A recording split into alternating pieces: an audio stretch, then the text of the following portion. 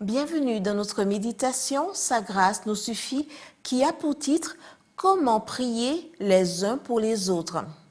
Nous rendons grâce à Dieu le Père de notre Seigneur Jésus-Christ et nous prions sans cesse pour vous. Colossiens 1, verset 3.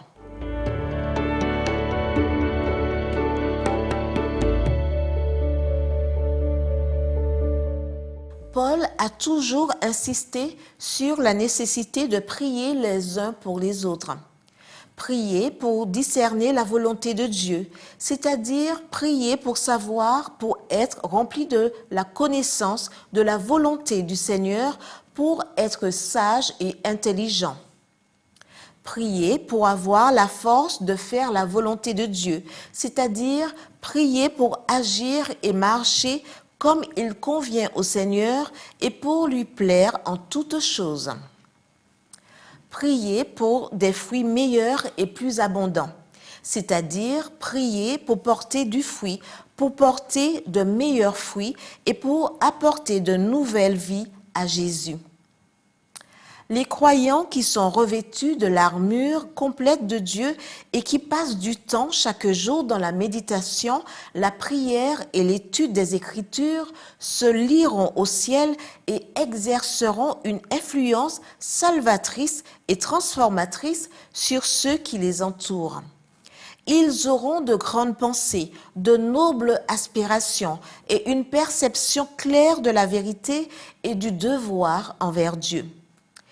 Ils aspireront à la pureté, à la lumière, à l'amour et à toutes les grâces d'origine céleste. Pour progresser dans la vie spirituelle, il nous faut passer beaucoup de temps en prière. Quand le message de vérité a été proclamé pour la première fois, comme nous avons prié, combien de fois la voix d'intercession a-t-elle été entendue dans les chambres, dans l'écurie, dans le jardin ou dans le bosquet? Nous passions souvent des heures entières à prier, 2 ou 3 ensemble, à réclamer la promesse. Souvent des pleurs se faisaient entendre, puis la voix de l'action de grâce et le chant de louange. Aujourd'hui, le jour du Seigneur est plus proche que lorsque nous avons cru pour la première fois et nous devrions être plus dévoués, plus zélés et plus fervents que dans ces premiers jours. Les dangers que nous rencontrons sont plus grands qu'alors. Les âmes sont plus endurcies. Maintenant, nous devons être imprégnés de l'Esprit de Christ et nous ne devrions pas nous reposer avant de l'avoir reçu.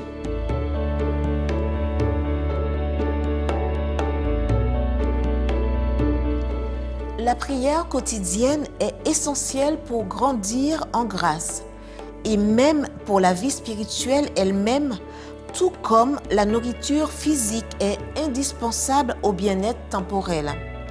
Nous devons nous habituer à élever souvent nos pensées dans la prière à Dieu. Amen.